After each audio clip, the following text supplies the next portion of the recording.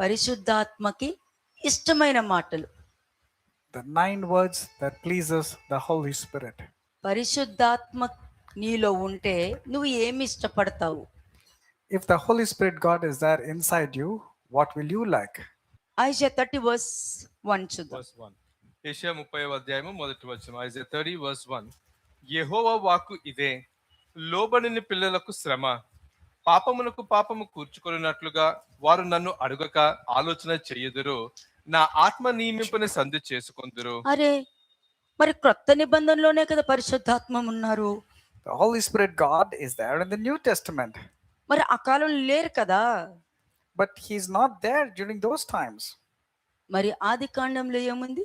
What is found in Genesis? దేవుని యొక్క ఆత్మ జలముల మీద అల్లాడుచున్నది అని. The Spirit of God was hovering over the waters. దేవుని యొక్క ఆత్మకి శరీరం లేదు. The Spirit of God doesn't have a body. దేవుని యొక్క ఆత్మలో శక్తి సామర్థ్యం ఉంది. But the Spirit of God has power and counsel. ఆత్మకి స్వరం ఉంది. The Spirit of the Lord does have a voice. Okay, Noise over the sound. ఒక్కసారి ప్రతి వాళ్ళ లైఫ్ ని ముందు పెట్టుకోండి. Let every one of us keep our lives before. నిన్ను ఎవరు రూల్ చేస్తున్నారు? Who is ruling? Write it down. Who is నీకు ruling your నచ్చినట్టుగా life? నువ్వు ఉంటున్నావా? దేవుడికి నచ్చినట్టుగా నువ్వు ఉంటున్నావా? Are you leading your own life according to your choices, or are you living according to what God దేవుడిచ్చే says? కంఫర్ట్ లో నువ్వు ఉన్నావా? నీకు నచ్చిన కంఫర్ట్ లో నువ్వు ఉన్నావా? Are you in your own comfort zone, or you're in the comfort zone of దీనికి God? మతంతో సంబంధం లేదు. This has got nothing to do with అసలు religion. మతము వద్దు, ఆచారము వద్దు. You don't want any religion. You don't want any tradition. ఎందుకంటే మంచి చెడుకి ఏ మతం ఉంటుంది మీరు చెప్పండి? For what is good or bad, what religion is there? దేవుడు అన్న చోట దెయ్యం ఉంటది. Wherever there is God, there is evil spirit also. మంచి ఉన్న చోట చెడు ఉంటుంది. And when there is good, there is evil also. మేలు ఉన్న చోట కీడు ఉంటుంది. There is something which is good, there is always evil also. జీవం ఉన్న చోట మరణం ఉంటుంది. And when there is life, there is death. అదే విధంగా శాపం ఉన్న చోట ఆశీర్వాదం ఉంటుంది. Likewise, wherever there's a curse, there's a blessing also. అంతే మరి. ఏది కావాలో నువ్వు నిర్ణయం తీసుకోవాలి. But the point is, what you want, you have to decide. అర్థమైందా? You understood now? దీనికి ఏదైనా మతం ఉందా? Is there anything to do with పోనీ religion? ఆచారం ఉందా? Is there any tradition to it? నేను అసలు ఆచారాలు నమ్మను. I don't believe in traditions at all. Problem మనిషిలోనే ఉంటది, ఆచారంలో లేదు. Problems are lying in the man, not in the traditions. ఇప్పుడు ఫర్ ఎగ్జాంపుల్, దేవుడు కోసము ఏ విధంగా నువ్వు ఎదురు చూస్తున్నావు? సంతోషంగా ఎదురు చూస్తున్నావా? ఒక దేవుణ్ణి ఒక స్నేహితుడిగా ఎదురు చూస్తున్నావా? దేవుని ఒక సత్యంగా ఎదురు చూస్తున్నావా? దేవుణ్ణి ఒక మంచి పాజిటివ్ గా ఆయన రిసీవ్ చేసుకుంటున్నావా? ఏ విధంగా నువ్వు రిసీవ్ How చేసుకుంటున్నావు? are you receiving him? How are you waiting for him? Are you waiting for him with eagerness or friendliness or with joy? How are you waiting for him? అంటే నీకు hate, love, enemies, friends, lying, truth, cry, Joy, negativity, positivity, ఇన్ని చెప్తున్నాను అని అంటే దానికి అర్థము ఈ రెండిటికి మధ్యలో ఏముంటుందంటే వెయిటింగ్ పీరియడ్ ఉంటుంది. Between these two contrast words, there is a waiting period for both. ఓర్పు, ఓపిక, సహనము, వెయిట్ చేయడము, చెప్పే వరకు వెయిట్ చేయడము అన్నీ ఉంటాయి. Patience, endurance, and long suffering have to be found in you when during waiting period. దేవునికి శత్రువుగా ఉన్న వాళ్ళు వెంటనే జరిగిపోవాలి వాళ్ళకి.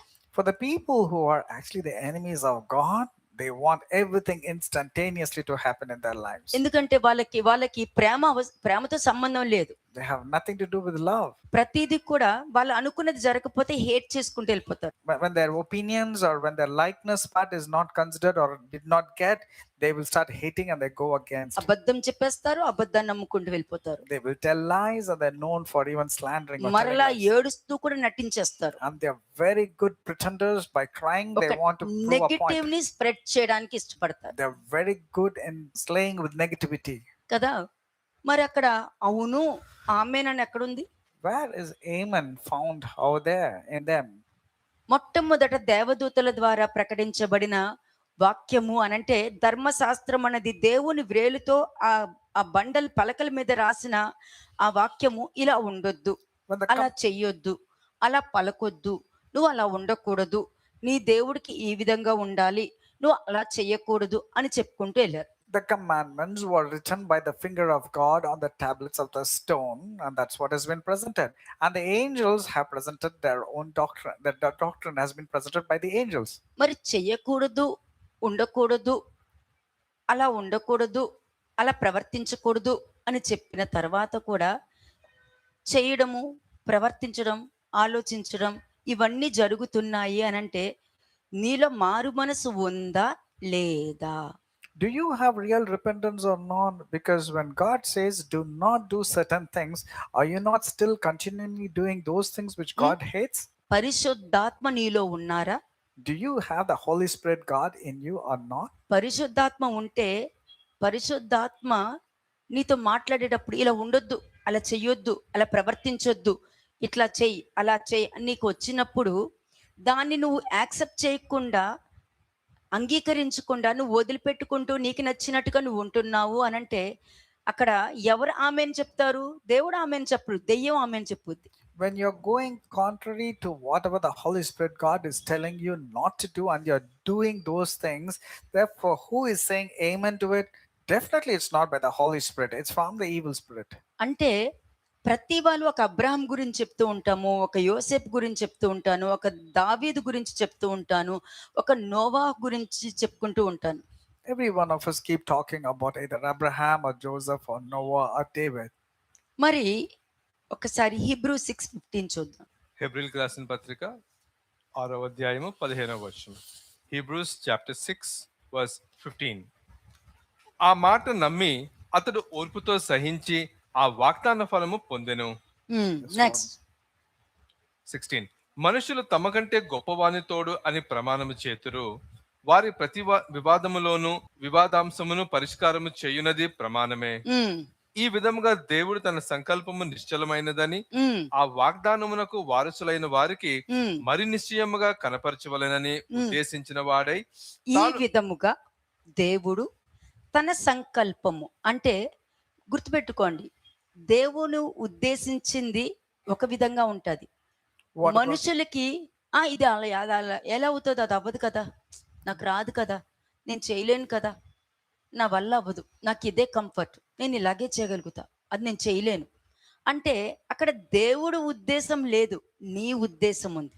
God has a perfect plan and a person and counsel is being given to you, but you on the other hand says no, I'm not comfortable in doing it, I don't think I'm capable of doing it, so therefore it is your counsel is prevailing over God. మరి తన సంకల్పం అంటే ఏంటి? What is the meaning of his purpose or his counsel? 13కి వెళ్ళండి. Let's go to verse 13. 13వ వచనం. దేవుడు అబ్రహామునకు వాగ్దానము చేసినప్పుడు తనకంటే ఏ గొప్పవాని తోడు అని ప్రమాణము చేయలేకపోయిన గనుక తన తోడు అని ప్రమాణము చేసి, నిశ్చయముగా నేను నిన్ను ఆశీర్వదింతును, నిశ్చయముగా నిన్ను విస్తరింపజేతును అని చెప్పెను. నెక్స్ట్ ఆ మాట నమ్మి అతడు ఓర్పుతో సహించి ఆ వాగ్దాన ఫలము పొందెను. అంటే దేవుడు చెప్పిన 25 సంవత్సరాల తర్వాత అతనికి ఆ వాగ్దానం దొరికింది. అప్పటి వరకు కూడా దేవుడైతే నాకు చెయ్యాలి కదా, ఎందుకు చేయలా, దేవుడైతే ఇలా మాట్లాడతారేంటి, దేవుడైతే అట్లా ప్రవర్తిస్తారేంటి, దేవుడైతే అలా అంటే దానికి అర్థం ఏంటి? నువ్వు దేవుణ్ణి నీకు అనుగుణంగానే చూసావు కానీ దేవునికి అనుగుణంగా చూడలా. You saw God from your perspective, not from your perspective and not from God's perspective. That's the reason in the case of Abraham, after 25 long years he was blessed with a son, but he did not complain, he did not murmur like many people do. If it were God, why things are not happening in my life? If it was a God, why is he doing like this? He did not complain, he did not murmur, but he was waiting and enduring till the promise was being fulfilled. ఎందుకంటే అవును ఆమేనని ఎలా చెప్పాలి? How to say amen and yes? ఎందుకంటే నువ్వు దేవున్నే question వేసేసి అదేంటి వాక్యం అలా చెప్తున్నారు కాదు, వాక్యం ఎలా చెప్పినా కూడా రిసీవ్ చేసుకునేటటువంటి హృదయం నీకు ఉందనంటే నువ్వు ఏ నాటికి నువ్వు దేవుని ప్రశ్న వేయవు. నువ్వు ఏ నాడైతే దేవుని నువ్వు ప్రశ్న వేయడం మొదలు పెట్టావో ఆ రోజే నీ హృదయము చెడిపోయి చచ్చిపోయి కుళ్ళిపోయిందని అర్థం. Your heart is corrupted, it's defiled, it's become stale the day you started questioning God. Why things are not moving in your life? పక్క వాళ్ళు ఇచ్చే ఒపీనియన్ మీద వాళ్ళు ఏంటి ఇలా ఉన్నారేంటి అలా ఉన్నారేంటి అని చెప్తూ వచ్చుతున్నావు అనంటే నువ్వు దేవుడిని ఏ విధంగా గౌరవిస్తున్నావో నీ ఆలోచనే నువ్వు ఇలా ఉంటావని చూపించేస్తుంది అక్కడ. Your respect should be personalized in nature but should not depend upon the opinions or gossip of others. By this we clearly know what kind of nature you're having. అంటే నీలో అక్కడ ఓర్పు లేదుగా, therefore there is no patience in you. ఇప్పుడు hate love మధ్యలో ఏముంది? What is there between hate and love? Waiting period ఉంది. There is a waiting period. There's an endurance between these two. ఆ వెయిటింగ్ పీరియడ్ లో నువ్వు murmuring grumbling, నువ్వు మొనగడం సనగడం, వాళ్ళ గురించి మాట్లాడడం, వీళ్ళ గురించి మాట్లాడడం, వాళ్ళు అలా చేశారంట, అలా అయితే చేయరు కదా, ఇలా ఎందుకు అంటున్నారు అని నువ్వు అంటున్నావంటే నువ్వు అక్కడ హేట్ ఉంది నీ దగ్గర, లవ్ లేదు. When you're complaining, when you're saying why people are talking like this, you are talking rashly or rudely, that means there is no love to be found in you during that waiting period. There's only hatred. Okay, ఇంకొక point చూపిస్తా. Psalms 105:19 చూద్దాం. Psalms 105 verse 19. కీర్తనలు 105వ అధ్యాయము 19వ వచనం. Amen. Psalms 105 verse 19. అతడు చెప్పిన సంగతి నెరవేరు వరకు యెహోవా వాక్కు అతన్ని పరిశోధించుచుండెను. అతడు చెప్పిన సంగతి నెరవేరే వరకు, యెహోవా వాక్కు అతన్ని పరిశోధించుచుండెను. అంటే యోసేపు 13 సంవత్సరాలు ఎదురు చూశాడు. Until the time that the word of God came to pass, the word of the Lord tested Joseph. Joseph was waiting 13 long years till that prophecy came to pass.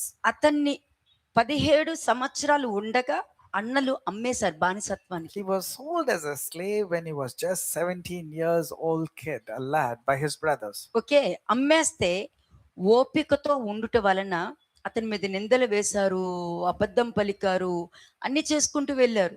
He was కానీ strong. అతను 13 సంవత్సరాలు ఓపికతో ఉండటం వలన 30వ సంవత్సరంలో అతను prime minister అయిపోయాడు.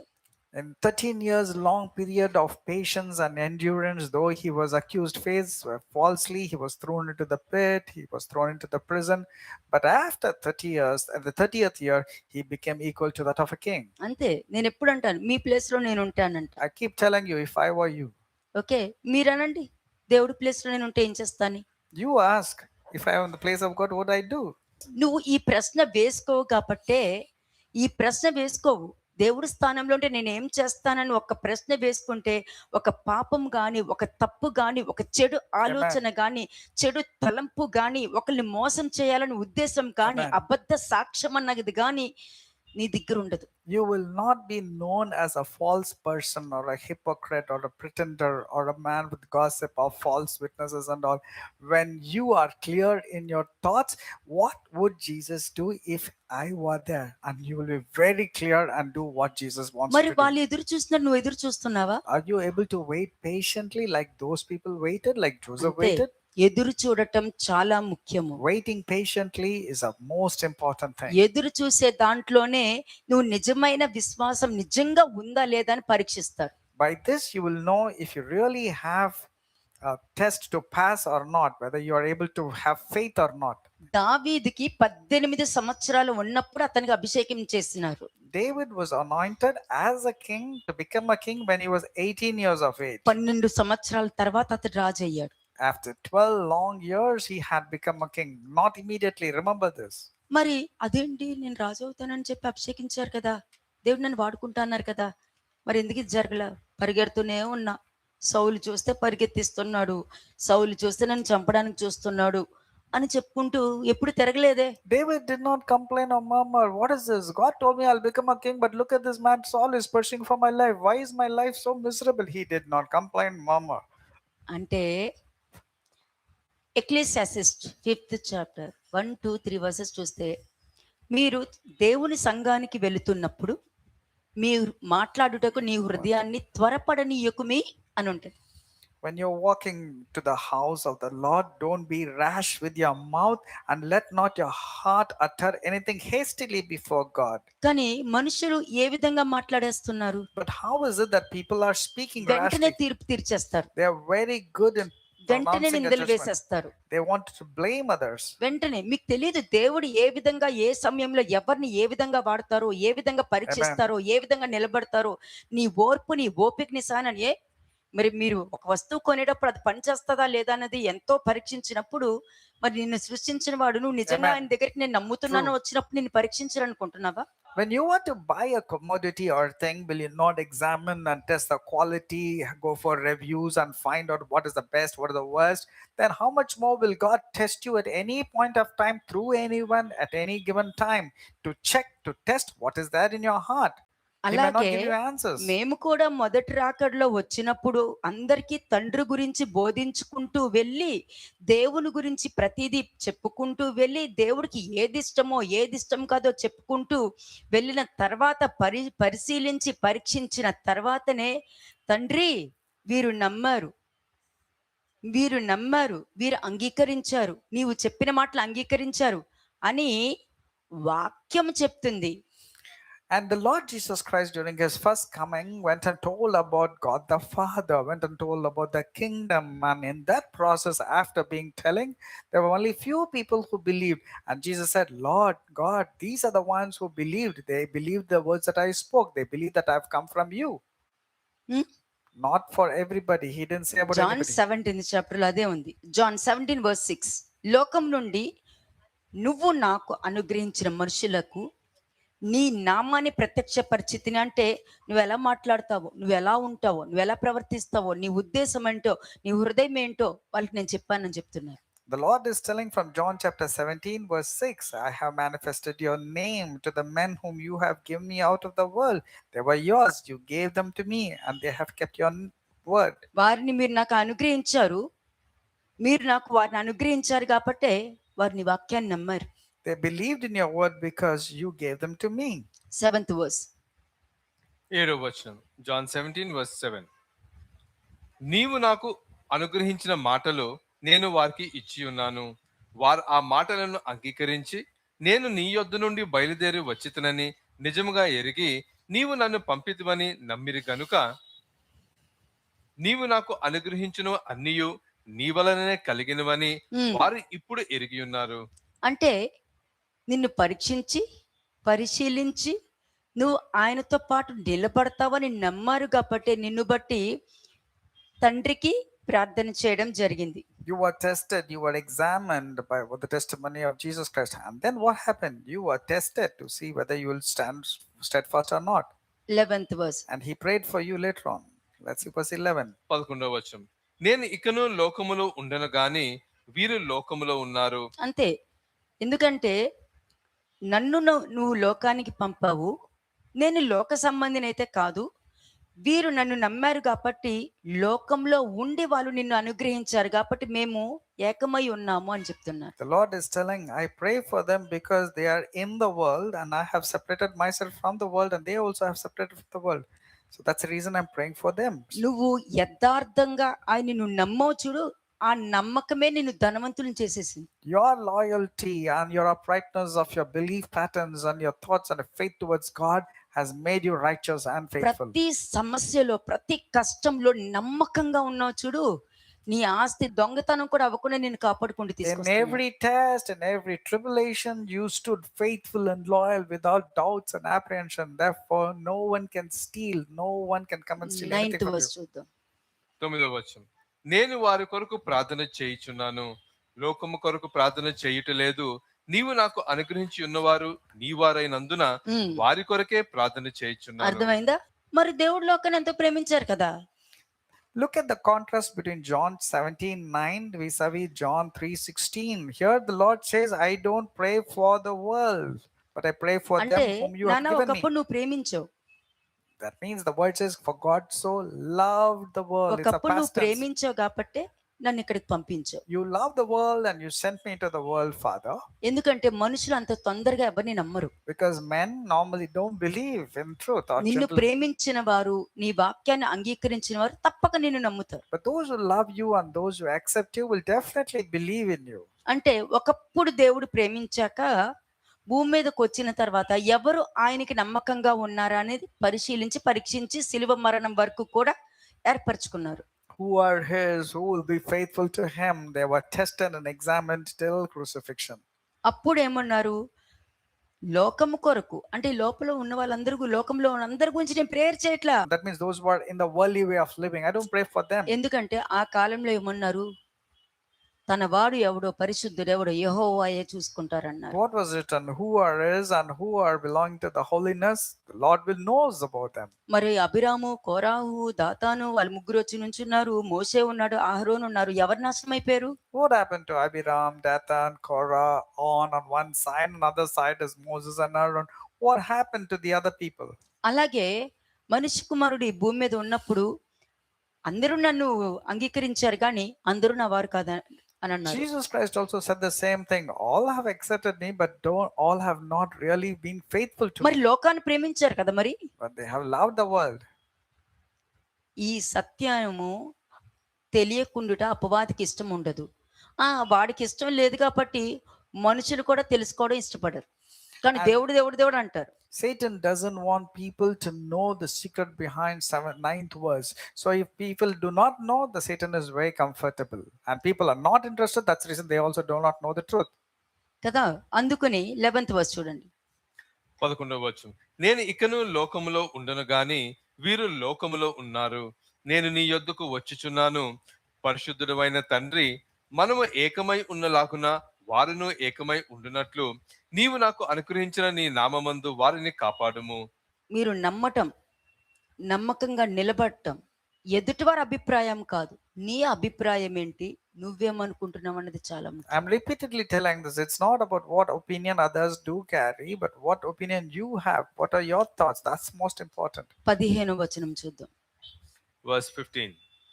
నీవు లోకములో నుండి వారిని తీసుకొని పొమ్మని నేను ప్రార్థించటలేదు గాని దుష్టుని నుండి వారిని కాపాడమని ప్రార్థించుచున్నాను. అంతే.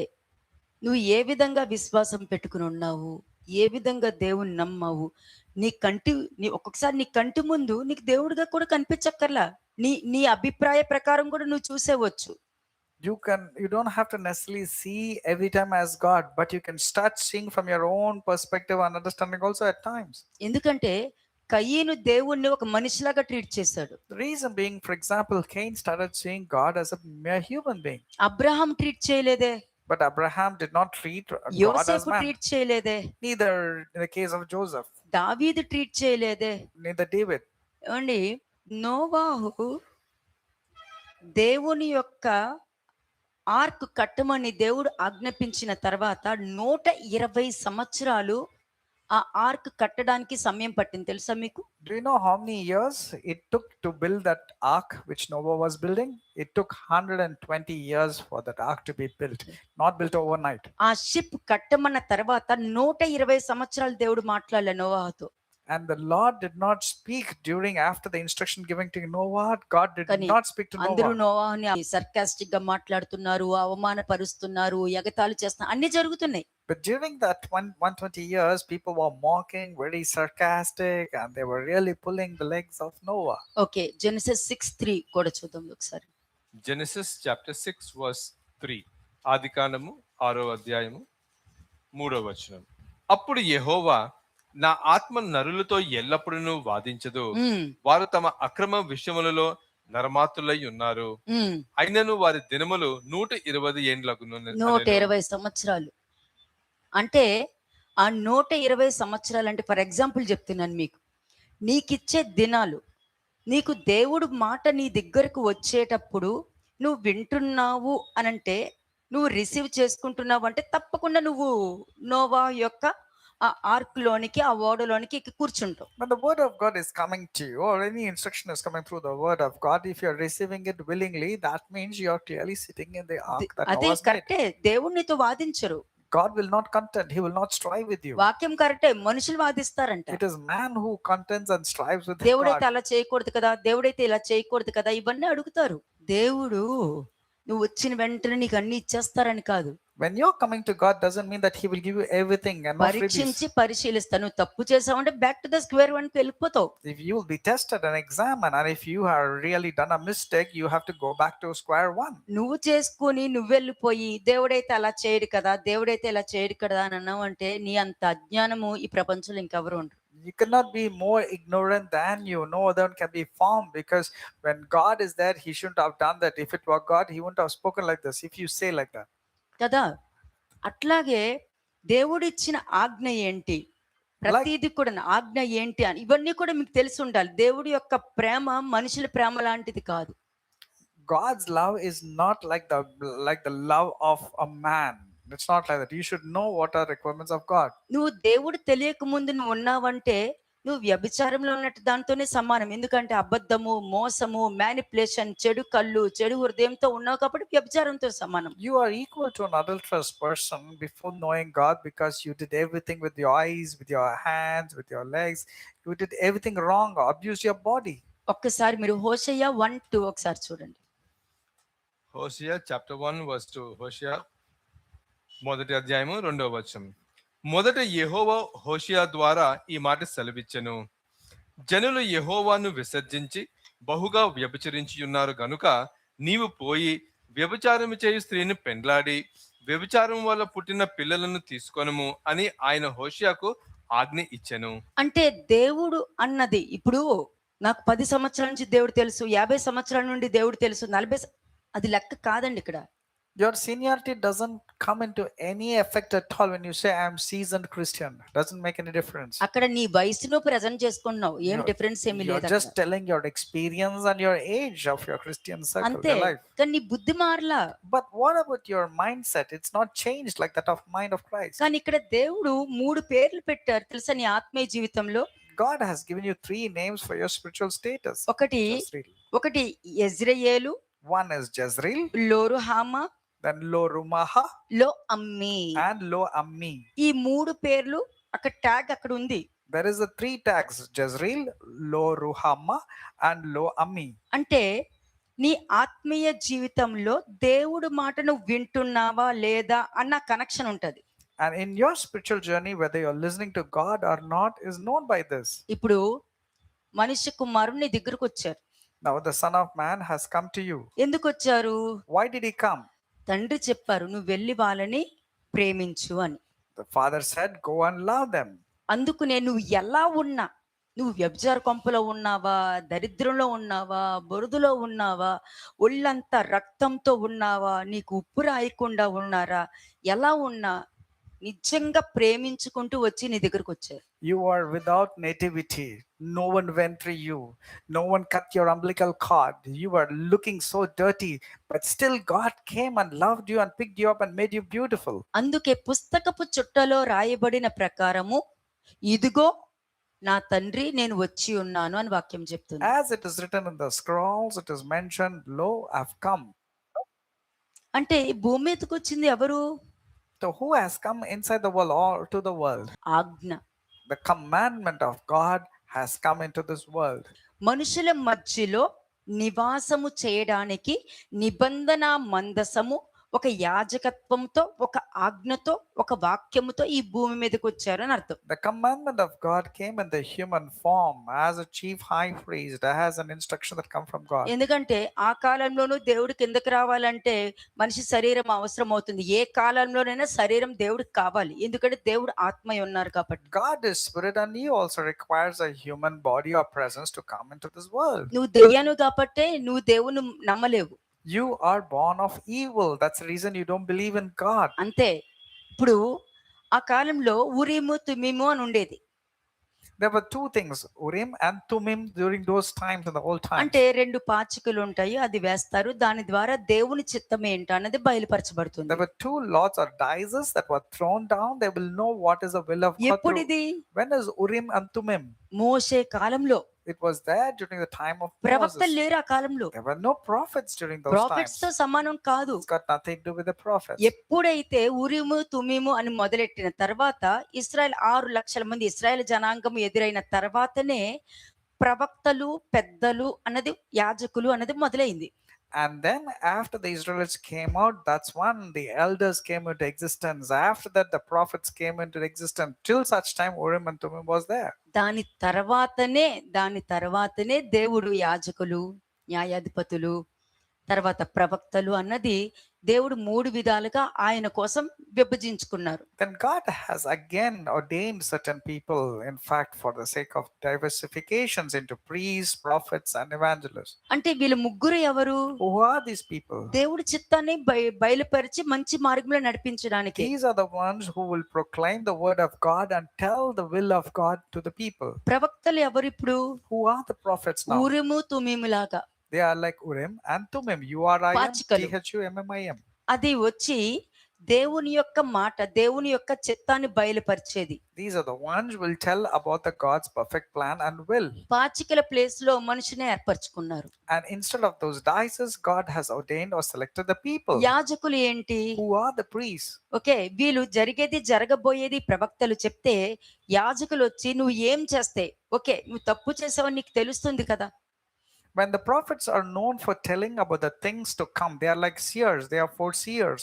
Likewise, the priests are the one who will come and tell, you know what is good and what is evil. They will educate the people. అదే సమూయేలు ఇశ్రాయేలు జనాంగానికి నేర్పించింది. ఫస్ట్ సమూయేలు 12th chapter మీరు తర్వాత చదువుకోండి. Go and read 1 Samuel chapter 12 later on. That's what Samuel was teaching the people about what they are supposed to know. ఏ విధంగా చెయ్యాలా అన్నది, ఏ విధంగా ఆ శాపం నుండి బయటకు వచ్చి మరలా అదే స్థితికి వచ్చి మరలా అదే స్థాయిలో దేవుడికి ఇష్టంగా జీవించాలా అన్నది చూపించేదే యాజకుల యొక్క పని. The role of the priest is to confirm the word of God through your life and tell how you ought to lead your life, how you to let go of your ego, pride, and sin, and then come back to the fold of Christ. నీ Important things. ఆత్మీయ జీవితానికి ఒక ప్రవక్త ఉండాలి, ఒక యాజకుడు ఉండాలి, ఒక రాజు అంటే దేవుడు తప్ప ఇంకొక రాజు ఉండడు In అనుకోండి. your spiritual life, there has to be a king, a prophet, and a priest. King is only Lord God Himself. న్యాయాధిపతి prophet. ఉండాలి. A prophet, king, a prophet, a priest, and a judge. అంటే ఇప్పుడు నువ్వెవరు? Who are you? వీళ్ళు ఎవ్వరూ లేకుండా విచ్చలవిడిగా మంచి చెడు తేడా తెలియకుండా ఒక వ్యభిచారం కలిగిన ఆలోచనతో ఈ భూమి మీద బతికేసావు నువ్వు. Now you have gone with your own thoughts like an adulterous person, going on sinning because you never had any clue as to how to lead your life. ఇప్పుడు దేవుడి యొక్క ఆజ్ఞ భూమి మీదకి వచ్చింది. Now the commandment of God has come to the world. భూమి మీదకి వచ్చిన తర్వాత ఎవరి దగ్గరకు వచ్చింది? To whom did the word of God come to? Okay, అందరినీ టచ్ చేయడానికి వచ్చారు. It came to touch everybody. అంటే వివాహము చేసుకోవడానికి వచ్చారు. It came for a betrothal. It నువ్వు ఏ came to get స్థితిలో married. ఉన్నావో ఆ స్థితిలో నిన్ను అంగీకరిస్తున్నారు ఇక్కడ. And the Lord God has selected you no matter who you are, what kind of life you have been leading. నువ్వు shrewd మైండ్ సెట్ తో ఉంటే అలాగే రిసీవ్ చేసుకున్నారు. You have been received by Him even if you are a shrewd and a cunning person. He received you as you are. అంటే ఆజ్ఞ వచ్చిన తర్వాత సందర్భం ఏంటి? నిన్ను ఇష్టపడడానికి, నీ స్థితి, నువ్వు ఏ స్థితిలో ఉన్నా, ఏ స్థాయిలో ఉన్నా నిన్ను ప్రేమించాలని నిర్ణయం తీసుకుని వచ్చేసారు. The word of God, that is the Lord Himself, has decided to love you no matter who you are or what you are doing. ఇది సందర్భం. This is an opportunity. This is a ఇప్పుడు chance. నీకు వచ్చిన సందర్భం అది. This is a situation. Okay, this situation has come to you. వచ్చిన తర్వాత ఏమవుతుంది Then after the situation comes, what happens? కదా? సెకండ్ వర్స్ మొత్తం చదవండి. Let's read verse 2. హోషేయ చాప్టర్ 1 వర్స్ 2. మొదట యెహోవా హోషేయ ద్వారా ఈ మాట సెలవిచ్చెను, జనులు యెహోవాను విసర్జించి బహుగా వ్యభిచరించి ఉన్నారు గనుక నీవు పోయి వ్యభిచారం చేయు స్త్రీని పెండ్లాడి వ్యభిచారం వల్ల పుట్టిన పిల్లలను తీసుకొనుము అని ఆయన హోషేయకు ఆజ్ఞ ఇచ్చెను. అంతే. ఫస్ట్ నిన్ను ప్రేమించి ఇష్టపడ్డారు, అది సందర్భం. The first situation is God loved you and betrothed you. He got married to you. అంతే. ఇప్పుడు ఫస్ట్ ఏంటి? నీకు ఫస్ట్ టెస్ట్ అనేది మొదలైంది. The first test has started for you. శరీరాశ. That is the lust of the flesh. అంటే నువ్వు దేవుడి రాజ్యంలో ఉన్నావా, రాజ్యం బయట ఉన్నావా అని పరీక్ష మొదలవుతుంది నీకు. The test has started for you whether you're going to be inside the kingdom of God or outside. Third verse చదవండి. 3వ వచనం. కాబట్టి అతడు పోయి దిబ్లాయిము కుమార్తె అయిన గోమెరును పెండ్లి చేసుకొనెను. ఆమె గర్భవతి అయి అతనికి ఒక కుమారుని కనగా యెహోవా అతనితో ఇలాగ సెలవిచ్చెను, ఇతనికి యెజ్రాయేల్ అని పేరు పెట్టుము. యెజ్రాయేలులో యెహూ ఇంటివారు కలుగజేసుకునే రక్త దోషమును బట్టి ఇక కొంతకాలమునకు నేను వారిని శిక్షింతును, ఉమ్. ఇశ్రాయేలు వారికి రాజ్యము ఉండకుండా తీసివేతును. అంటే ఇక్కడ ఏం కనబడుతుంది? దేవుడు నువ్వు ఎలా ఉన్నా కూడా దేవుని ఆజ్ఞ కిందకు వచ్చి నువ్వు ఎలా ఉన్నా కూడా నిన్ను యాక్సెప్ట్ చేస్తున్నారు. The commandment of God has come from heaven to this world and accepting you as you are, no matter who you are, what you have done in the past. మిగతా వాళ్ళు రావచ్చు, ఇదిగో ఆమె అలా చేస్తుంది, అతను అలా మాట్లాడుతున్నాను, ఇతను అబద్ధం చెప్తున్నాడు, వాళ్ళు అలా ఎంత మంది చెప్పినా కూడా దేవుడు ఆజ్ఞ ఏమంటది? నా తండ్రి ఇక్కడికి పంపించారు కాబట్టి నేను వాళ్ళని యాక్సెప్ట్ చేస్తా అంతే. దాంతోనే రిలేషన్షిప్ నాకు. You might have your own opinions about yourself, or others might really come and tell to you, this person is a bad person, he has done so many wrong things and atrocious things and all. But the word of God will simply look at you and say, I have come at the commandment of God my Father, I will receive this person as this person is. దేవుని యొక్క ఆజ్ఞ వచ్చి వాళ్ళని వివాహం చేసుకున్నప్పుడు వాళ్ళ ద్వారా పుట్టిన బిడ్డ ఏంటి? యెజ్రెయేలు. యెజ్రెయేలు అంటే దేవుడు చెదరగొట్టును అని అర్థం. When God has commanded to go and marry an adulterous woman, he got married. And what was the outcome?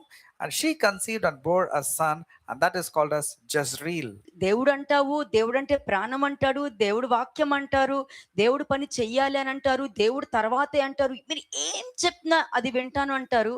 కానీ నువ్వు ఏం కంటున్నావు? నువ్వు అక్కడ వ్యభిచారంతో పాటు దేవుడు చెదరగొట్టును అన్న నీ జీవితం ఫ్యూచర్ నీ భవిష్యత్తు గురించి నువ్వు అక్కడ కనేసావు. అక్కడ You bore a child called Jezreel, that means the bloodshed will be there upon you. ఇక్కడ 4వ వచనంలో ఏముంది? ఇశ్రాయేలు వారికి రాజ్యం ఉండకుండా తీసివేత్తును అని ఉంది. అవునా కదా?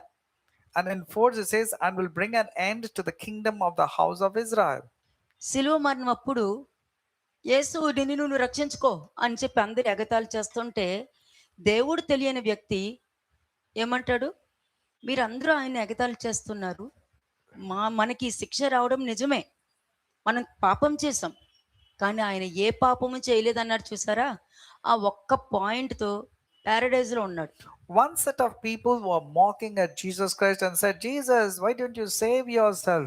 While the other person, the thief on the cross, said, we are suffering and punished for the sins that we have done, but there is no sin in Jesus.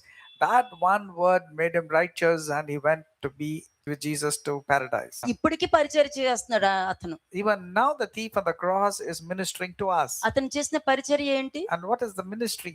నేను తప్పు చేసా, ఈ శిక్ష కరెక్టే, ఆయన ఏ తప్పు చేయలేదు అని అన్నాడు. He said, I am punished for the sin that I have done, but there is no sin to be found in Jesus. ఎందుకు చెప్పుంటాడు? What could be the reason that he said this? మనిషి కుమారుని ఎప్పుడు చూడలేదు, He didn't have any idea about ఆయన Jesus. ఎవ్వరూ తెలియదు, He doesn't know about ఆయన ఎలా him. ఉంటాడో కూడా తెలియదు He doesn't know about the physical కదా. appearance of వాళ్ళతో Jesus. పాటు ఫెలో బ్రదర్ లాగా అనుకున్నాడు.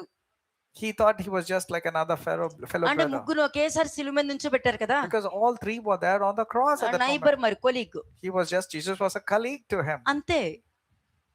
అదే అతనికి ఆ కొలీగ్ కి ఆజ్ఞ తెలియదు, ఎందుకు వచ్చారో తెలియదు, ఏమీ తెలియదు. ఒక్కటే అక్కడ అతను ఏం పాటించాడు తెలుసా?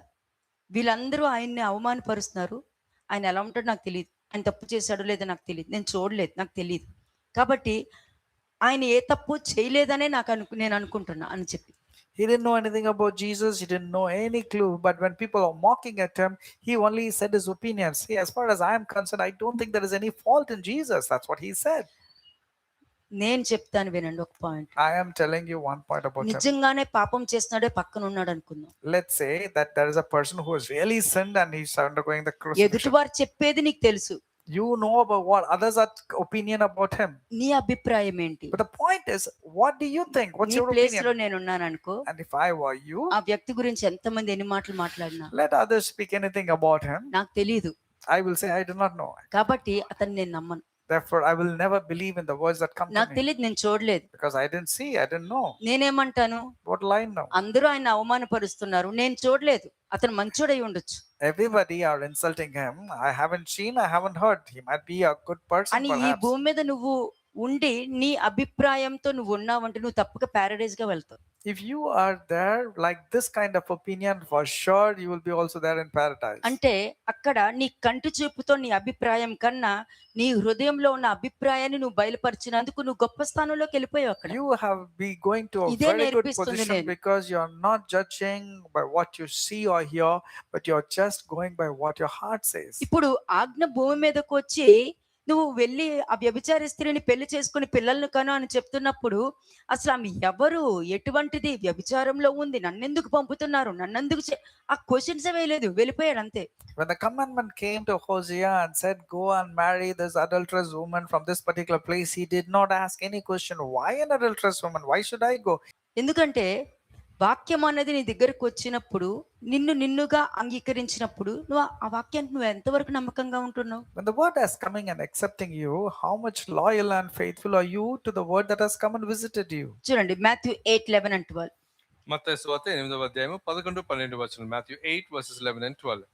అనేకులు తూర్పు నుండి పడమటి నుండి వచ్చి అబ్రహాముతో కూడాను, ఇస్సాకుతో కూడాను, యాకోబుతో కూడాను పరలోక రాజ్యమందు కూర్చుందరు గాని రాజ్య సంబంధులు వెలుపటి చీకటిలోనికి త్రోయబడుదురు. అక్కడ ఏడ్పును పండ్లు కొరుకుటయు ఉండునని మీతో చెప్పుచున్నాను నేను. 13th verse చూడండి. అంతటి యేసు, ఇక వెళ్ళుము, నీవు విశ్వసించిన ప్రకారము నీకు అవునుగాక అని శతాధిపతితో చెప్పెను. ఆ గడియలోనే అతని దాసుడు స్వస్థత నొందెను. అంతే. కాబట్టి యేసుక్రీస్తుని నమ్ముకున్న వాళ్ళందరూ క్రైస్తవులు గొప్ప వాళ్ళని చెప్పుకోవడానికి లేదు. నువ్వు రాజ్యంలో ఉన్నావో, రాజ్యం బయట ఉన్నావో నీకే తెలియదు. Just because you say you know Jesus Christ doesn't make you as a Christ follower. How do you know whether you are there in the kingdom of God or not? ఎందుకంటే సత్యం ఎతుక్కుడు నీ దగ్గరికి రాలా. Because the truth is not coming in search for you. ఎందుకంటే నీకు అనుగుణంగా నువ్వు ప్రార్థన ఎత్తుక్కుంటావు, నీకు అనుగుణమైన సంఘాన్ని ఎత్తుక్కుంటావు, నీకు అనుగుణంగా నీ కంఫర్ట్ ని చూసుకునే సంఘాన్ని ఎత్తుక్కుంటావు. కాబట్టి You're searching for your own different kind of truth. You're searching for your own church and pastor. You're searching for your own set of rules and regulations, అంటే not according to God. మరి నువ్వు ఏ స్థితిలో ఉన్నావో ఆ స్థితిలో దేవుడు వచ్చి నిన్ను బయటికి తీసుకొచ్చిన తర్వాత మరి నువ్వు ఆయనకి ఏమిస్తున్నావు? యెజ్రెయేలు అనేటటువంటి ప్రవర్తన నువ్వు బయటికి ఇస్తున్నావా? When the Lord has come, no matter what situation you are, He came and visited you and got married to you. So what are you presenting yourself like, Jezreel? కదా. అయినా కూడా దేవుడు ఏం చేస్తారు? నిన్ను వదిలిపెట్టరు. But what is God doing? Even though He's not departing from you, He's not forsaking కానీ you. దేవుడు నిన్ను చెదరగొడతారు అన్న జడ్జిమెంట్ లో అయితే నువ్వు ఉన్నావు. But you are there in that judgment where you will be scattered. You అంటే will be దానికి అర్థం forsaken. ఏంటి? What does it mean? గోధుమల్లో ఉన్న చోట గురుగులు కూడా ఉన్నాయి, ఇంకా కొయ్యలేదు. That means the tares are also there along with the wheat and you're not yet been harvested. ఎందుకంటే కోసేటప్పుడు నీలో మంచితనం కూడా వెళ్ళిపోతుందేమోనని నిన్ను పరీక్షించి ఇంకా నేర్పించవచ్చు అనే మంచి ఉద్దేశంతో ఆ గోధుమలతో పాటు ఆ గురుగులను అక్కడే పెంచుతూ ఉంటారు. The tares will grow along with the wheat. Who knows? Perhaps the tares will learn the goodness from the wheat and turn. 6th verse చూడండి. హోషేయ Chapter 1 1:6. verse 6. పిమ్మట ఆమె మరలా గర్భవతి అయి కుమార్తెను కనగా యెహోవా అతనికి సెలవిచ్చినదేమనగా, దీనికి లోరుహామా అని జాలి నొందదనని పేరు పెట్టుము. అంటే ఆమెకి దేవుని ప్రేమ దొరకదు, ఆమె మీద దేవుడి జాలి కూడా ఉండదు. And the second time she conceived again and bore a daughter and called the name as Lo-ruhamah. But here the name of Lo-ruhamah means no longer having mercy on the house of అంటే Israel. నువ్వు ఇన్ని సంవత్సరాలు ఉండి వాక్యం విన్నా కూడా నీలో మార్పు లేదు అని అంటే నువ్వు చెదరగొట్టే దాంట్లో ఉన్నావు అని అర్థం అక్కడ. You are there among the scattered people because no matter how much the word is coming to you, there is no transformation. అయినా కూడా ఇంకా నీలో ఇంత వాక్యం చెప్పిన తర్వాత కూడా ఇంకా ఎక్కడ మారు మనసు అన్నది లేదు అని అంటే ఇంకా నీకు ప్రేమ అన్నది, జాలి అన్నది దేవుడు నీకు చూపించకుండా నువ్వే అడ్డుపడిపోతున్నావు అక్కడ. Even after so much of word has been given to you, there is no transformation. Therefore, there is no mercy, no compassion will be shown to you by God. అంటే నేను వదిలిపెట్టలేదు అక్కడ దేవుడు. God has not let go on of you. He is not అయినా left కూడా you. మళ్ళీ మొదలు పెట్టారు. 9th verse చూడండి. Now let's see verse 9. Again, what has been done? 9వ వచనం. యెహోవా ప్రవక్తకు సెలవిచ్చినదేమనగా, మీరు నా జనులు కారు, నేను మీ దేవుడినై ఉండను గనుక లో అమ్మి నా జనము కాదని ఇతనికి పేరు పెట్టుము. ఇప్పుడు చెప్పండి, యేసుక్రీస్తు ప్రభు వచ్చారు, ఆయన శిలువ మరణం పొందారు, ఆయన రక్తం ద్వారా పాపం నుండి బయటకు వచ్చేసారని చాలా మంది చెప్తారు. కానీ ఈ విధంగా మారు మనస్సు అన్నది లేకుండా ఆయన ప్రేమ ఎలా ఉంటుందో నీకు తెలీదు, ఆయన జాలి దయ ఎలా ఉంటుందో నీకు తెలీదు.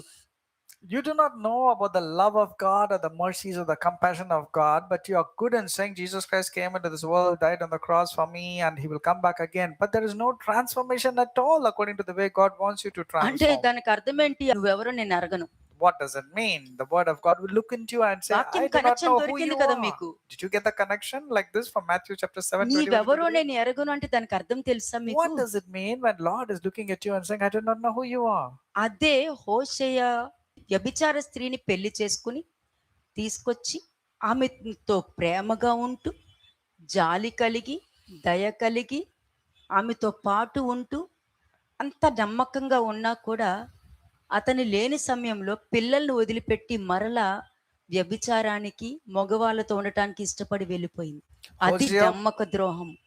Hosea went and married a harlot, an adulterous woman, and bore a child. But then, even after that, showing that love, compassion, and mercy, and giving a good status, she leaves the child, she leaves the husband, and goes back searching for lovers and commits the same adulterous mistakes. అంటే మీకు అక్కడ పాపం కనిపించింది, దాని యొక్క పరిణామం ఏంటి? You know the sins that's prevailed, and you should know the consequences now. ఆమెని అందరూ వాడేసుకున్నారు మరలా. Now, what happened? She went back to her old state. సాతానుకు సంబంధించిన ప్రతి వాళ్ళు కూడా ఆ కుటుంబాన్ని విపరీతంగా వాడేసుకుంది. And all the so-called lovers abused her, misused her. Satan was taking undue advantage now. ఏ విధంగా వాడిని ఒక అపరాధిలాగా తీర్చేసి బానిసత్వానికి అమ్మడానికి ఆ స్త్రీని ముందు పెట్టేశారు. So she went to such an extent of being sold as a slave. This adulterous woman was going to be sold as a slave. You know this? అక్కడ చేతికి బంధకాలు కట్టి ఆమెని ఒక బానిసగా అమ్మడానికి అందరు మనుషులు రాజ్యంలో అందరి ముందు నిలబెట్టినప్పుడు ఎవరో వచ్చి చెప్తారు, హోషేయ నీ భార్య అక్కడ ఉంది, ఆమెని బానిసగా అమ్మడానికి అక్కడ పెట్టారు అని చెప్తారు. And she will be under slavery, ready to be sold with fetters and chained. Then someone goes back to Hosea because she went away from Hosea, isn't it? So somebody goes to Hosea and said, listen, your wife, that woman is going to be sold as a slave. ఆమె అనుకుంటది, దేవుడు మంచి అవకాశం ఇచ్చారు, ఈ స్థితిలో నన్ను ఆయన తీసుకొని ప్రేమ చూపించి కృప చూపించి చంకనెత్తుకొని చిన్న బిడ్డలా చూసుకొని కడిగి ఎంత చేసినా అంత ప్రేమ చూపించినా కూడా మరలా నా భర్తను వదిలేసి నేను తిరిగి వచ్చేసాను అని బాధపడుతుంటాను. Hosea's wife feels very bad that Hosea took care of her so well, no matter how bad she was doing. There she realizes. హోషేయ 3:1 చూద్దాం. హోషేయ చాప్టర్ 3 వర్స్ 1. హోషేయ 3వ అధ్యాయం మొదటి వచనం. మరియు యెహోవా నాకు సెలవిచ్చినది ఏమనగా, ఇశ్రాయేలు ద్రాక్ష పండ్ల అడలను కోరి ఇతర దేవతలను పూజించినను యెహోవా వారిని ప్రేమించినట్లు దాని ప్రియునికి ఇష్టురాలై వ్యభిచారిణి యగు దాని యొద్దకు నీవు పోయి దానిని ప్రేమించుము. అది దేవుడి యొక్క ప్రేమ అంటే. ఈ ప్రేమ మనుషులకు ఉంటదా? This is the love of God. నీకు ఎప్పుడు నిన్ను ప్రేమిస్తారో, ఎప్పుడు వదిలేస్తారో, ఎప్పుడు ఎవరిని చూస్తారో మీకే తెలీదు. అటువంటి ప్రేమ కోసం మీరు దేవుడు ప్రేమ కోసం వెతుక్కోరు కానీ బయట ప్రేమలు ఎత్తుక్కుంటారు. ఎందుకు నాకు అర్థం కాదు. This is the love of God. This is how his concerns are. But you are not seeking the love of God. You are seeking the love that comes from man. And you do not know when they will ditch you, when they will ill treat you. బయట ప్రేమ ఏంటి తెలుసా? You know what is the love that is outside? మంచిగా కన్యకగా ఉన్న నిన్ను వ్యభిచార స్త్రీగా నుంచో పెట్టేదే బయట ప్రేమ. When you are known as a virgin, they will present you as an adulterous person. True ఆ love. ప్రేమను నువ్వు వెతుక్కుంటూ వెళ్ళావు నువ్వు అక్కడ. And you are going and seek of that kind of love. అదే నీకు దొరుకుద్ది. And you will get that kind of love only in future. నిజమైన ప్రేమకి వాటితో సంబంధం లేదు. And they are not bothered about the true kind of love. ఇదిగో ఇది దేవుడి ప్రేమ. Look, this is the true kind of love. దేవుడు ప్రేమ కోరుకుంటే ఆయన ప్రేమ ఉన్నదే నీకు దొరుకుద్ది When you seek the love of God, you will get that love of God only. కదా. మళ్ళీ ఏమన్నారు? ఎల్లు నీ భార్యను తెచ్చుకో అన్నప్పుడు మాట్లాడకుండా వెళ్ళిపోయారు. Hosea never talks anything back to God when God instructs him to go back and marry her by buying again. Second verse చూడండి. 2వ వచనం. కాగా నేను 15 తులముల వెండియు ఏదోము యవలను తీసుకొని దానిని కొని ఆమెతో ఇట్లాంటిని. అదే ఎవలంటే తెలుసా? Barley. And 1/2 of homers of barley. 15 తులముల వెండి ఇచ్చి ఒక పెద్ద గ్లాసు ఎవలు పెద్ద గ్లాసు బార్లీ ఇచ్చి, బార్లీ చాలా చాలా ధనంతో సమానం ఆ కాలంలో. He bought her with 15 shekels of silver and 1.5 homers of barley. Barley was expensive food then. అతను మరలా ఆమెను తెచ్చుకోవడానికి వెళ్ళాడు చూసారా? అలాగా క్రీస్తు నిన్ను ప్రేమించి మరలా నిన్ను విడుదల చేయడానికి రక్తం ఇచ్చి కొన్నది గుర్తుపెట్టుకోవాలి. And as he went back purchasing the same wife who was caught up in adultery and in slavery, likewise, or even more, is the love of Christ. He has come because though he knows that we have been living as adulterous people. తెచ్చుకొని ఏమన్నాడు తెలుసా? You know what he said మూడో after వచనం purchasing చూడు. her? Verse 3. చాలా దినములు నా పక్షమున నిలిచియుండి ఏ పురుషుని కూడకయు వ్యభిచారము చేయుకయు నీవు ఉండవలెను. నీ ఎడల నేనును అలాగనుందును. ఎంత మంచోడో చూడండి. Look at the wonderful nature of Hosea. అంత చేసాక కూడా తీసుకొచ్చి, సరే పాతవి నేను తీయను, మరలా నాతోనే ఉండు, నమ్మకంగా ఉండు, నేను నీతో నమ్మకంగా ఉంటా, నేను నిన్ను బాధ పెట్టను, నేను దుఃఖ పెట్టను, నేను నమ్మకంగా ఉంటా. Hosea went about telling to his wife, telling that, okay, I will not remind you of the past, I will not remember at all, I will not pass it in the future. I will be faithful to you. You continue to be having the same faith towards మరి me. ఆలోచించండి అమ్మా, ఒక్కసారి ఆలోచించండి. ఆజ్ఞ ఏంటి, సందర్భం ఏంటి, పాపం ఏంటి, పరిణామం. ఈ రోజు మీకు అందులో వచ్చిన గుణపాఠం ఏంటి? నేను ఆ విధంగానే వచ్చాను కాబట్టి నేను దేవుడికి నమ్మక ద్రోహం చేయకూడదు అన్నదే గుణపాఠం అందులో మీకు So నేర్పించేది. what was the command? What was the situation and the sin that followed with the consequences and the lessons that you learn? But what is it that you should learn? I also came like this, so I should not conduct myself in the wrong way. Okay, Numbers 20:12కి వెళ్దాం ఒకసారి. Numbers 20:12. సంఖ్యాకాండము 20వ అధ్యాయము 12వ వచనం. అప్పుడు యెహోవా మోషే అహరోనులతో, మీరు ఇశ్రాయేలు కన్నుల ఎదుట నా పరిశుద్ధతను సన్మానించినట్లు నన్ను నమ్మకపోతిరి గనుక ఈ సమాజంలో నేను వారికి ఇచ్చిన దేశంలోనికి మీరు తోడుకొని పోరని చెప్పాను. ఇక్కడ సందర్భం ఏంటి, పాపం ఏంటి, పరిణామం ఏంటి, గుణపాఠం ఏంటి? What's the situation, sin, consequences, and the lessons that we can learn from here? Okay, ఆ సందర్భం ఏంటి అన్నది ఒకసారి చూద్దాం. 8వ వచనం చూడండి. What was Verse the situation found over here? You have to go to verse 8 to understand this. సంఖ్యాకాండము 20వ అధ్యాయము 8వ వచనము. నీవు నీ కర్రను తీసుకొని నీవును నీ సహోదరైన అహరోనును ఈ సమాజమును పోగు చేసి వారి కన్నుల ఎదుట ఆ బండతో మాట్లాడము, ఉమ్, అది నీళ్ళిచ్చును. ఉమ్. నీవు వారి కొరకు నీళ్లను బండలో నుండి రప్పించి సమాజమునకును వారి పశువులకును త్రాగుటకిమ్ము. అంటే ఇక్కడ నీకు ఒక ఆజ్ఞ నీకు వచ్చిన తర్వాత ఆ సందర్భం ఏంటి? నీకు ఒక ఆజ్ఞ, సందర్భం ఏమొచ్చింది అక్కడ? What was the situation వాళ్ళందరికీ of కూడా Moses? చాలా దాహం వేస్తుంది, వాళ్ళకి వాక్యం తెలియదు కాబట్టి, అంతేనా ఇక్కడ తీసుకొచ్చి మమ్మల్ని చంపేయడానికి అనుకున్నారా, నీళ్ళు కూడా లేవు అని చెప్పి వాళ్ళు మర్మరింగ్ గ్రమ్లింగ్ చేస్తుంటే, అటువంటి సందర్భంలో దేవుడు మోషేకిచ్చిన ఆజ్ఞ ఏంటి? నువ్వు వెళ్ళి ఆ బండతో మాట్లాడుమే అని ఆజ్ఞ ఇచ్చారు. ఈరోజు ఎన్నోసార్లు ఎన్నో వాక్యాలు నువ్వు విన్న తర్వాత ఆ మాట వెళ్ళి కూడా కోపంగా మాట్లాడము, అది విన్నాక కూడా అబద్ధం చెప్పడము, వాళ్ళు అలాగే మాట్లాడతారులే, వాళ్ళకేం పోయింది, ఇలాంటి మాటలు ఇవన్నీ ఏంటి తెలుసా? మీకు మీరే మీ ప్రాబ్లమ్స్ కొనుక్కొని తెచ్చుకుంటున్నారు అని అర్థం. It was a clear instruction from God to Moses when the people were thirsty to go and speak to the rock. But he didn't do like that. Likewise, people nowadays also are not following the exact instruction that comes to them. You are bringing trouble upon yourself because you're doing things on your own. నేను చెప్పా, ఇక్కడ మీ ప్లేస్లో నేను ఉంటే వాక్యం మీద దాన్ని పట్టుకుని ఎక్కడికి వెళ్తానన్నా? Where will I go if I were you after holding to the word of God? Where would I go? కదా. ఇప్పుడు ఆ 8th verse జాగ్రత్తగా చూడండి. Now read verse 8 very carefully.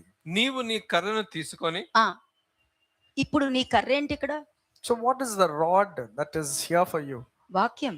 It's the word of God. ఈ రోజు నీకు ఏం present చేస్తున్నా? What is presented to you? ఆ కర్రలో ఏముంది?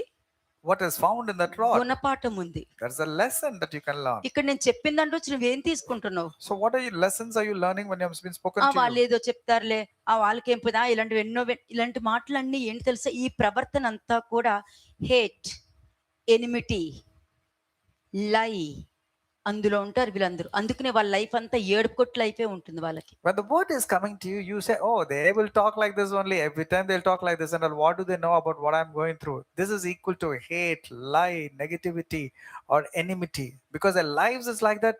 Their entire lives will be filled like that only. నీకు వచ్చిన సిచ్యుయేషన్లో, నీకు వచ్చే పరిస్థితులు, నీకు వచ్చే ఆలోచనలు ఏ కర్ర పట్టుకుని వెళ్తున్నావు? When you are facing a situation in your life, just remember, when you're facing a situation, what kind of rod are you holding? What is the decision that you're కర్ర taking? ఏంటి తెలుసా? నువ్వేమనుకుంటున్నావు. The rod is what will you do or what will you say? What is your opinion? అంటే తర్వాత ఏమై ఉంటది? What would have happened? Okay, ఇక్కడ నీకు ఆజ్ఞ వచ్చింది, నువ్వు వింటున్నావు, పట్టుకుని వెళ్తున్నావు. వెళ్ళిన వెంటనే నీకు ఇంకొక సిచ్యుయేషన్ ఎదురవుతుంది. You got a commandment and you're going holding on to the commandment, but when you're going following the commandment, you come across a situation which is very difficult. ఇక్కడున్న వాక్యాన్ని నీ ఇంట్లో ప్రయోగిస్తున్నావా లేదా? Now, the word that you're hearing over here, are you making use of the word of God at your homes or at your respective places of the situation arises? ఇక్కడ వాక్యం తీసుకుంటున్నావు, You're taking the word ఒక మాట నీకు వచ్చింది. and the word has come to you. ఏంటి ఆ మాట? ఏంటి? What is that word that's come to you? దేవుడికి నమ్మక ద్రోహం చెయ్యొద్దు. Never betray God. That's what the word is coming. ఎట్టి పరిస్థితుల్లోని ఈ ముగ్గురు ఇద్దరు కుమారుల్ని ఇతను ఈ ఒక కుమార్తెని ఈ విధంగా కనొద్దు. Never bear children like the adulterous woman of the 2 sons and 1 daughter. అది ఏంటి? నీ అవిధేయత, నీ బలహీనత, అవన్నీ. These are all your disobedience and your weaknesses or your areas of నీ improvement. ఆలోచన కూడా ఎంటర్ అవుతది. Even your thoughts will enter. వాళ్ళకేం పోయింది నుంచి ఏదో మాట్లాడేస్తారు, నాకే తెలుసు కదా ఆ బాధ అంతా. You will simply say, what's wrong with them? They can talk whatever they comes to them, but it అది is me, it is దేవుడిచ్చిన my life కర్ర and కాదు. my challenges. But that's not the rod that God is giving to you. ఆ ఆలోచన నీకుందంటే అసలు ఆ కర్రనే నువ్వు తీసుకుని వెళ్ళట్లేదు ఇక్కడ నుంచి. If you get that kind of wrong thoughts, you are not taking that rod that what God wants to give నీ you. కర్ర, నీ ఆలోచన, నీ అభిప్రాయంతో ఎదుటి వాళ్ళకి తీర్పు తీరుస్తున్నావు నువ్వు. It is your rod, your thoughts, and you're judging others but whatever you think. మరి సరే, ఈ రోజు నేను చెప్పిన ఆ మాట పట్టుకుని దానిని తీసుకుని పోయి నువ్వు ఏ విధంగా ప్రెజెంట్ చేస్తున్నావు? Now today you're hearing the word of God. How are you taking and understanding, and how are you going to present what you heard? అక్కడే స్టార్ట్ అవుద్ది నీకు. That's where it starts. మీరు చెప్పారు కానీ అక్కడికి వెళ్ళేసరికి అలా అనిపించలేదు. You will say, yeah, you told me, but when I went over there, it did not appear like that. I forgot, I didn't remember. You will say a lot of excuses. కదా, అక్కడ ఏమైంది మరి? So what happened? ఏమైంది? What could have happened? ఆ బండ పట్టుకుని, ఆ కర్ర పట్టుకుని వెళ్ళాడు. Moses took the rod and he went. ఆ బండతో మాట్లాడుము అన్నారు And the Lord gave an instruction, speak to the rock. కదా. తీసుకెళ్ళిన తర్వాత ఏమైంది? So what happened when Moses took the rod before the Lord has commanded him? ఆ మాట తీసుకుని 2 సార్లు మాట్లాడమంటే నువ్వు వెళ్ళి కొట్టావు 2 సార్లు. Instead of speaking to the rod, he said rebels and he struck the rock twice with his rod. అంటే నీకు పూర్తి విశ్వాసం ఉంటే కర్రను పట్టుకున్నట్టు నువ్వు చేస్తావు. మాట పట్టుకున్నట్టు చేస్తావు. If you have absolute faith and obedience, you will take the rod and speak and do exactly that is being instructed to you. ఇక్కడ ఏమైంది? But what happened here? కొట్టడం జరిగింది. But instead of speaking, he struck the rock twice. ఇప్పుడు with the rod. దేవుడు నీకు ఇలా చెప్పినట్టు ఇశ్రాయేల్ జనాంగానికి తెలియదు. Now, Israelites did not know any clue about the instruction that came from God to Moses. కానీ దేవుడి దృష్టిలో ఏమైంది? But what happened in the sight నా of God? పరిశుద్ధతను నువ్వు నమ్ముకోలే. God simply said, you did not believe in or hallow my name. వాళ్ళకి తెలియదు కదా ఎలాగైనా. Because they do not know. ఇలా మన మధ్యలో జరిగిందని వాళ్ళకి తెలియదు కదా. Because the children did not know what has happened. కాదు, దేవుడికి ఏమనిపించింది అక్కడ? నా పరిశుద్ధతను నువ్వు ఇశ్రాయేలు జనాంగం ముందు నువ్వు నమ్ముకోలేదు. And God said, because the children of Israel contended with the Lord, and he was hallowed, not hallowed among them. అక్కడ వాళ్ళు ఏం చేశారండి? వర్స్ 10. 10th verse చదవండి. తర్వాత మోషే అహరోనులు ఆ బండ ఎదుట సమాజమును పోగు చేసినప్పుడు చేసినప్పుడు అతడు వారితో ద్రోహులారా వినుడి, మేము ఈ బండలో నుండి మీ కొరకు నీళ్లు రప్పింపవలెనా అనెను. అప్పుడు మోషే తన చెయ్యి ఎత్తి 2 మార్లు తన కర్రతో ఆ బండను కొట్టగా నీళ్లు సమృద్ధిగా ప్రవహించెను, సమాజమును పశువులను త్రాగెను. ఇప్పుడు నేను అక్కడ ఏమై ఉండొచ్చు అని అనుకోండి, అవిధేయత, ఆ దేవుని నమ్ముకోలేదు, దేవుడికి విధేయత చూపించలేదు, అక్కడ మోషే ఇశ్రాయేల్ జనాంగాన్ని అవమానపరిచేశారు, ఇవన్నీ చెప్పేసుకుంటూ వెళ్తాం. If you ask what has happened, if you're asked what has happened, you will say Moses was disobedient. He did not do exactly what was commanded. In fact, he spoke rudely about the Israelites, saying, you rebels. You will say different things. నేనేమంటాను తెలుసా? But you know what I would say? వాళ్ళ సహజ స్వభావాన్ని చూపించారు కానీ దేవుని స్వభావాన్ని చూపించలేదు అక్కడ. They displayed their characters, but not the character of God. అంటే వాళ్ళకున్న క్యారెక్టర్ని, వాళ్ళ స్వభావాన్ని వాళ్ళు చూపించి దేవుణ్ణి అగౌరవపరిచి, దేవుణ్ణి అవమానించి, దేవుని సిలువ వేసినట్టుగా కనిపించింది అక్కడ. They presented their casual character to the people of Israel, and did not portray the character of God. Therefore, they did not honor, they did not hallow, or did not show the holiness towards God. దాని యొక్క ఫలితార్థం ఏంటి?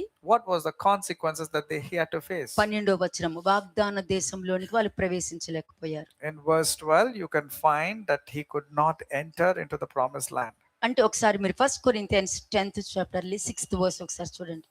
1 Corinthians chapter 10 verse 6. మొదటి కొరింథీయులకు రాసిన పత్రిక 10వ అధ్యాయము 6వ వచనము.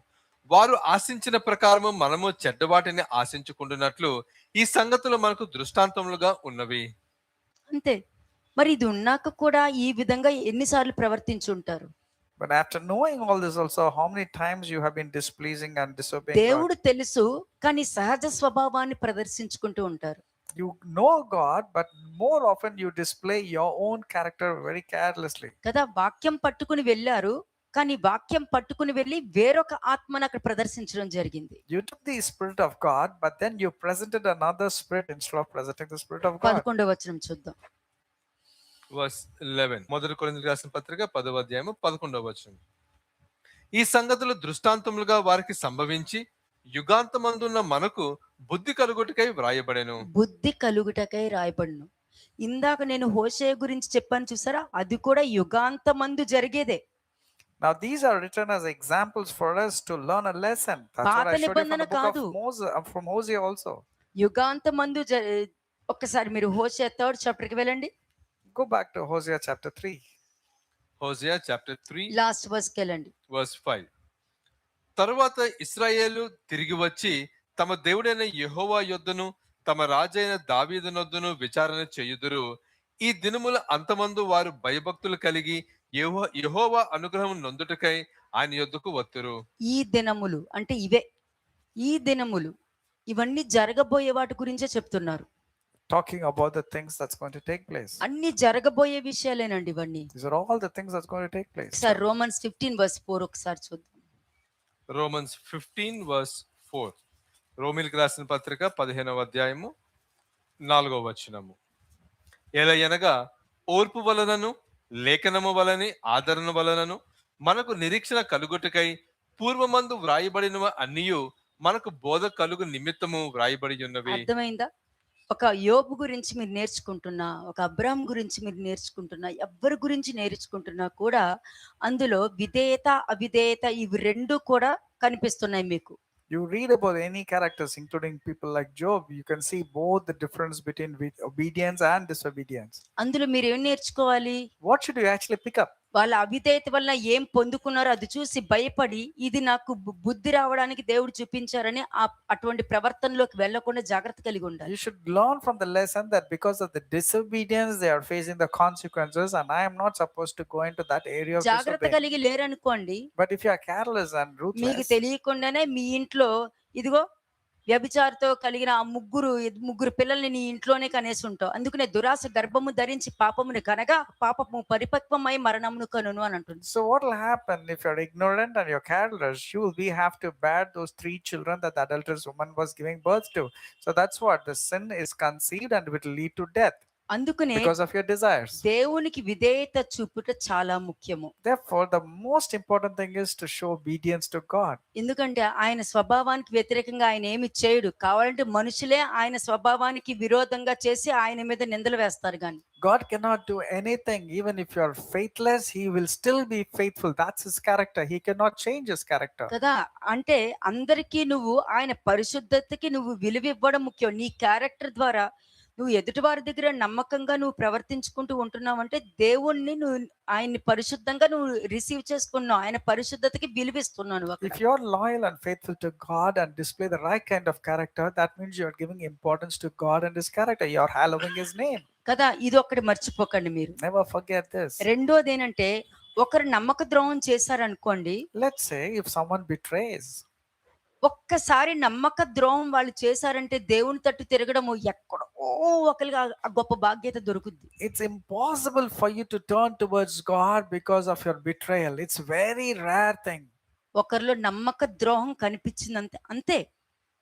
If ఇంకా you, వాళ్ళ జీవితం అంతా వాళ్ళకి వాళ్ళే నమ్మక Amen. ద్రోహం చేసుకుంటూ వెళ్తారు. if a person has betrayed once or whatever character which is weird and wrong, if it displays for lifelong, he's going to be having the same అంటే character. వాళ్ళు ఏంటంటే నీకు నమ్మక ద్రోహం చేస్తావు, వాళ్ళని వాళ్ళే నమ్మక ద్రోహం చేసుకుంటారు. అందుకనే అంటున్నా, నీ అభిప్రాయం ఏంటి, నువ్వేం ఆలోచిస్తున్నావు అన్న దాని మీద వెళ్తే ఈ నమ్మక ద్రోహం చేసే వాళ్ళ ఆ నమ్మక ద్రోహము నీ ఇంటి మీదకి రాకుండా నువ్వు జాగ్రత్త పడతావు. Now that's the reason it's been asked of you, what's your opinion, what do you think? If you take heed, you will ensure that you will let go of these people who are betrayers and safeguard yourself, and you will also be protected. నేను ఒకటే చెప్తా, మీరు ఒకప్పుడు ఏం చేశారనేది నాకు అనవసరం I'm not bothered about what you did in the past. కదా.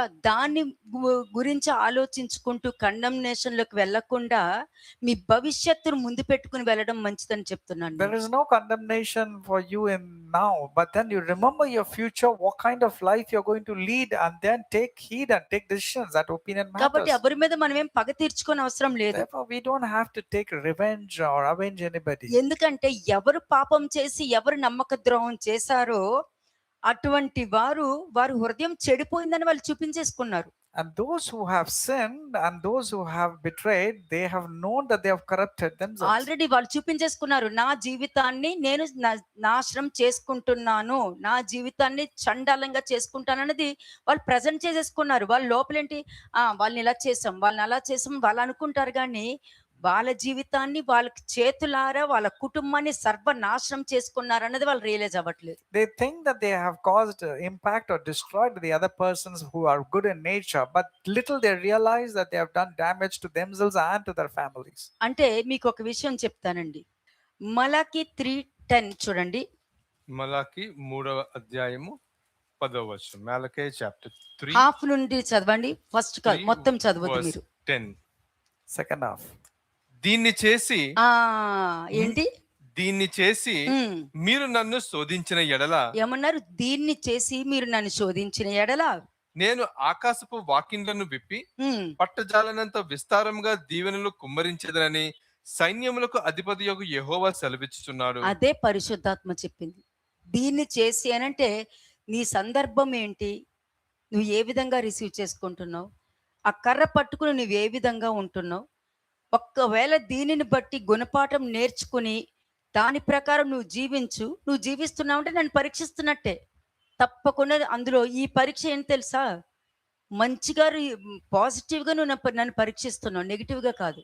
You are actually doing good by testing God through the word of God. If you are faithful according to the word of God, God says, you test me and see, I will pour out the windows of heaven and bless you, that you will not have room enough to receive it. ఎందుకంటే మనుషులకి మనం ఎంత మంచి చేసి వాళ్ళ జీవితాల్లో ఎంత మంచి మార్పు తీసుకొచ్చినా వాళ్ళకి అది అవసరం అక్కర్లేదండి. People are not bothered about the transformation that has occurred because of you, అది చూసుకోరు వాళ్ళు. but they don't realize that their lives has been వాళ్ళు transformed. అనుకున్నట్టు నువ్వు ఉండవు చూడు, దానికి ఎక్కువ ఇంపార్టెన్స్ They ఇస్తారు. give more importance only because when you don't consider their opinions, when you go against them, they get upset. అందుకే వాళ్ళు వాక్యం ద్వారా వాళ్ళు ఏమి తప్పులు ఉన్నాయో వాళ్ళు చూడరు.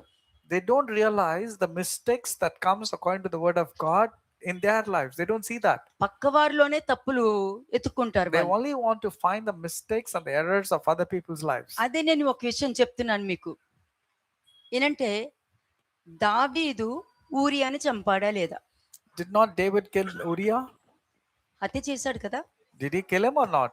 కానీ అతడు Respond. ఏ విధంగా మార్చుకున్నాడు? But how did David repent and realize and transform? అంత నిజమైన పశ్చాత్తాపంతో దేవుని హృదయానుసారుడిగా అతను మార్చుకున్నాడు. His repentance was so intense that his repentance made him to be as a man after God's own heart. అలాగా నువ్వు ఏ విధమైన ఉండని, నువ్వు ఏ విధంగా మార్చుకున్నావు అన్నది దేవుని హృదయానుసారుడిగా నువ్వు మార్చుకోవచ్చు, దేవునికి ఇష్టమైన వాడిగా నువ్వు మార్చుకోవచ్చు, దేవుని ఇంటికి నమ్మకస్తుడిగా కూడా నువ్వు మార్చుకోవచ్చు. You can change yourself as a man after God's own heart, or a person who's been faithful in the whole land, and you can be considered as a wonderful person of God. అంటే ఇక్కడ amen అవును అన్నప్పుడు ఏ విధమైన ప్రవర్తన ఉంటుందా అన్నది ఇందులో each and every point ముందు పెట్టేశాను మీకు. When it comes to the word yes or amen, I told you how your each and every behavior ought to be. నీకు వచ్చిన ఆజ్ఞ ఏంటి? What is the command that's come to A you? స్థితిలో నువ్వు ఉంటే దేవుడు నిన్ను యాక్సెప్ట్ చేశారు? What was your position when God had actually accepted you? Do you remember ఎందుకంటే that? ఇప్పుడు నువ్వు రిసీవ్ చేసుకున్న దాంట్లో దేవుడు నిన్ను కట్టేటట్టు ఉండాలి గానీ దేవుడు నిన్ను చెదరగొట్టేటట్టు ఉండకూడదు నువ్వు. God should build you up when your character should be like that, not like you get scattered abroad. కదా! నువ్వు ఒక్కొక్క స్టెప్ వెళ్ళేటప్పుడు ఏ విధంగా కనిపించాలి? How should you appear to God in each and every step of ఆ yours? కర్ర పట్టుకొని నీకు ఏం చెప్పారో అది చేయడానికి నువ్వు ఇష్టపడాలి. You should hold on to the rod and obey the instructions that was given to you very clearly and specifically without అంటే getting diverted. నీ ఆత్మీయ జీవితంలో నువ్వు సెకండ్ స్టెప్ ఎలా వెళ్ళాలి నువ్వు? How should you make your second step in your spiritual దేవుడు నిన్ను journey? ప్రేమించేటట్టు నీ మీద జాలి చూపించేటట్టు వెళ్ళాలి గాని నీ మీద జాలి దయ లేకుండా నువ్వు ఉండకూడదు. ప్రేమ చూపించని లైఫ్ నువ్వు లీడ్ చేయకూడదు. Your life should be that of Ruhamak and Ammi, not low Ruhamak and no low Ammi. It Mo- should not be without mercy. మూడోది ఏంటి? మీరు దేవుని రాజ్యంలోనికి అడుగు పెట్టలేరు అని చెప్పేశారు And what is the third thing? He said, you cannot enter the kingdom of God. కదా! అంటే మీరు నా విశ్రాంతిలోనికి ప్రవేశించలేరు అని చెప్పేశారు. The Lord said, you cannot enter the rest. అంటే మీరు నా జనం కాదని చెప్పేశారు. That means the Lord said, you cannot be my people. ఏమని చెప్పా? మీరెవరో నేను ఎరగనని చెప్పేశారు. The Lord said, Lo Ammi, which means you are not my people. అంటే ప్రతిదీ కూడా నువ్వు విన్న వాక్యంలోనే నీ జీవితం ఆధారపడి ఉంది. So, tell me that. పరిశుద్ధాత్మ ఉంటేనే అవును ఆమేన్ జీవితం నీలో ఉంటుంది. If the Holy Spirit, God is dwelling in you, then your life would be like yes and amen. షలోమ్. ఆలయకేం.